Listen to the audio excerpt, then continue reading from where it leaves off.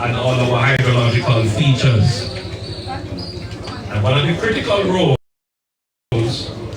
that this national ecological gem plays, where you live, where all of you here gathered live, so that you understand the importance of it.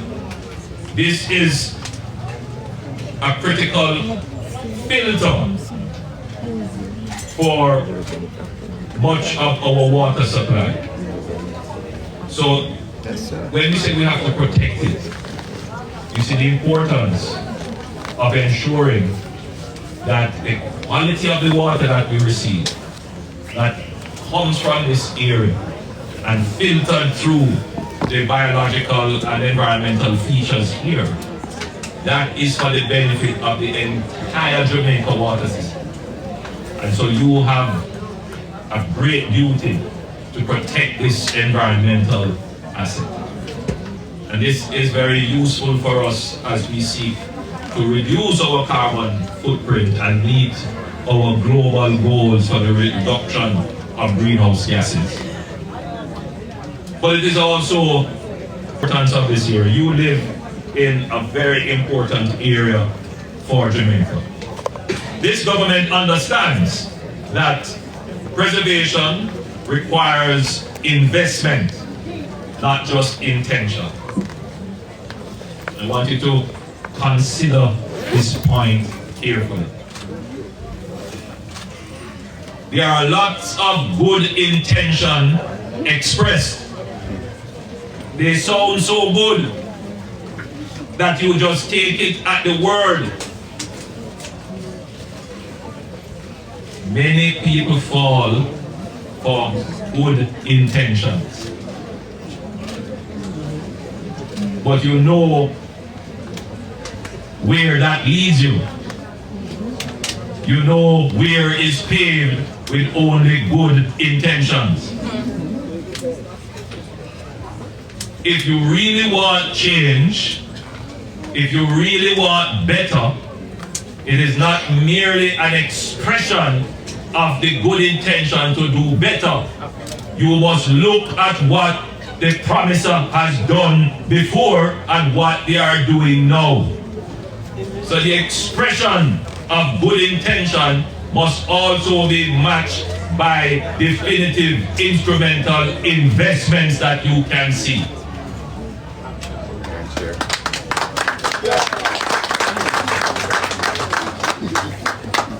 So, just for today, we have already spent $8 million in protecting and preserving. We have renovated the researchers' cottage. We have installed modern sanitary facilities. We have repaired and upgraded the caretaker's cottage. We are developing the recreational infrastructure around the pond. But importantly, we have reserved 45 acres out of the 202 acres for local farmers. Yes. I gather that 10 farmers are already working the land, probably there are more. And this is because we understand the great balancing act between ecological protection with preserving community livelihood. And here I'd like to introduce a concept. It doesn't need to be introduced really, but since I have this rapt audience and I have the Minister of Culture, Gender, Entertainment and Sports here, there is a perspective that in order to protect and preserve our natural and historical assets, that we must use them. There's a perspective about preservation and protection, which is that what we must do is lock them off from everybody and prevent people from going there. Not only is that impractical, it is not in the nature and spirit of man to be separated from his history or his environment. Even if there is a predilection in some to want to destroy. But that predilection only exists because of ignorance. So the effort to separate man from his environment and his history, which is a very costly thing to do, the cost that you would use to do that, let's spend that on educating our people that they are not only given the biblical dominion over their land,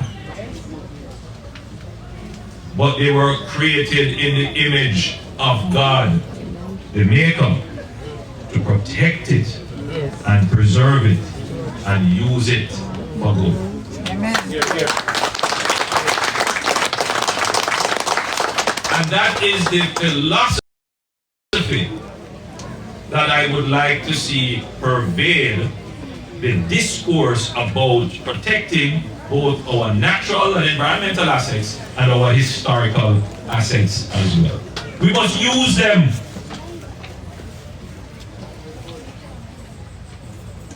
Listen, the greatest threat to your environment and to your historical assets is poverty and ignorance. The greatest threat. So if you really want to see the preservation of these assets, use them to create wealth. Notice what I said, to create wealth, not riches.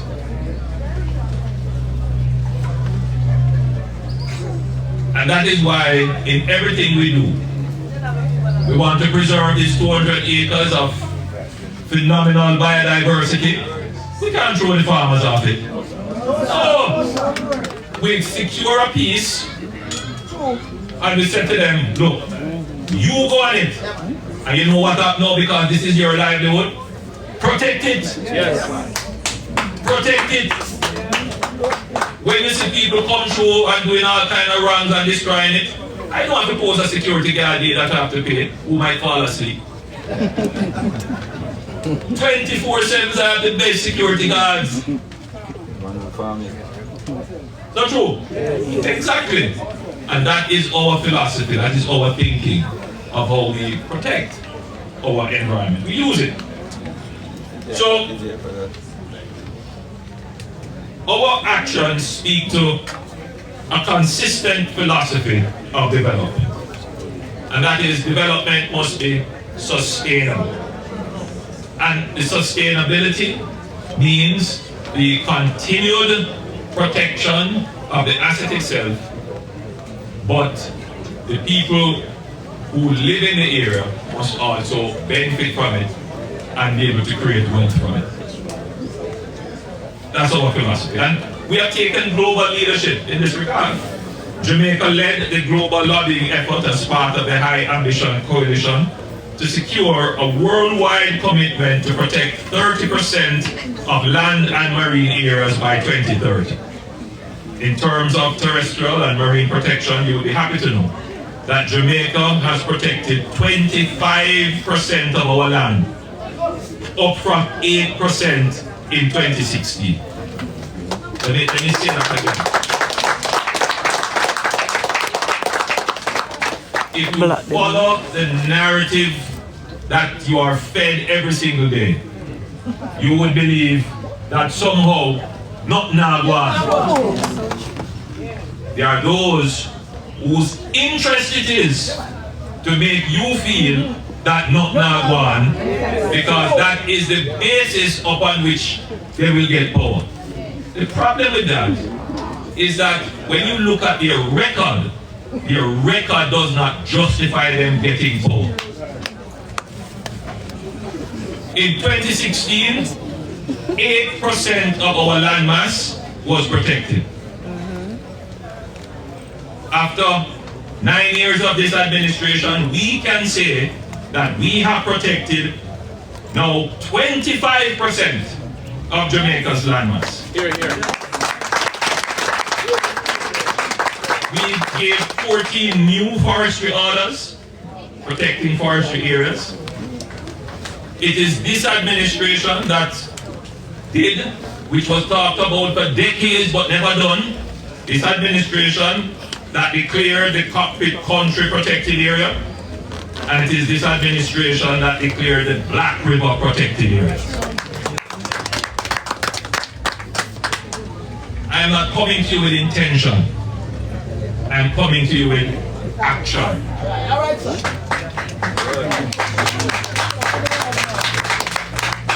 And I know when I do this, it irks some people. The big man, we can't take it. But please forgive me for presenting the facts. Facts straight. Now, we have also been protecting mangroves. You know, we are on track to reach 30% of our protection declared areas by the end of this 5 years. In other words, the target is for 2030 to have 30%. But by the end of this year, we will be at the 30%. Here, here. Yeah. And what we have been doing, we intend to protect the mangroves in southern Clarendon. Member of Parliament, the Minister is here. And we're going to be declaring the Long Mountain as a reserve, the Long Mountain areas in Kingston. Our marine protection has reached 14%, and that will increase as well when we implement the Marine Spatial Plan and we have the expansion of marine protected areas. We have attained some significant environmental milestones. We have completed the National Biosafety Policy. We have completed the Emissions Policy Framework. We have upgraded our climate change policy to make it more aligned with the Paris Declaration. We have upgraded our watershed policy. We have upgraded our forestry policy. We have upgraded our hazardous waste management policy. And we have upgraded our environmental management systems policy. We are currently working on the overarching protected areas policy, and that will help us to declare some areas as sensitive areas, which will be another step towards protecting more of Jamaica's environmental assets. We are going to be improving the keys management policy in Jamaica. Jamaica has many little islands around it, which we really haven't put in place a structure to how we manage them. But those are critical environmental assets, and that is towards moving to what we call the blue economy. Right, so this policy is the first step towards the blue economy, and that should come shortly. We are working on the National Swamp and Freshwater Policy, and the critical one, which is the Beach Access and Management Policy. That policy is almost complete, and very shortly we will bring that to the public, and I believe that that policy will solve many of the issues, which I pay very close attention to. I don't usually get involved in the back and forth and back and forth. My job is to come with the solution, not to just come with it. Say, I intend to do it, so when I speak, if you know you have a solution that will solve the problem. So we are very close to that. Now, you know, there is a deep moral duty upon us to safeguard the natural world. Not as owners. There comes a point in time in your life that you realize that you really don't own anything. No matter if you have a title, you're going to pass at some point. Once you have that realization, then you begin to transition from the selfishness of ownership. Because ownership is very selfish. Ownership means you exclude it from everybody else, it's just mine. And then you begin to think like a trustee. The asset is in my hands, I have been given dominion and control over it, but I can't take it with me. So my job is to manage it, to hold it in trust for who will come next. My job is to improve it for the benefit of others and who will come next. So today, if you think about it, Labor Day, this is really trying to make the connection between the preservation of the environment and man's duty to protect the environment. The moral duty executed through our labor. Notice, you cannot intend to work. The declaration of an intent to work is not work. The only way to work is to do what? Work. Work. Get up and do it.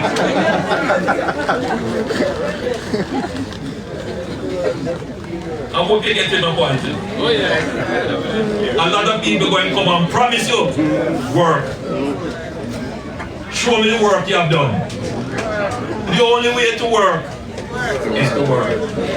And so today we take the biblical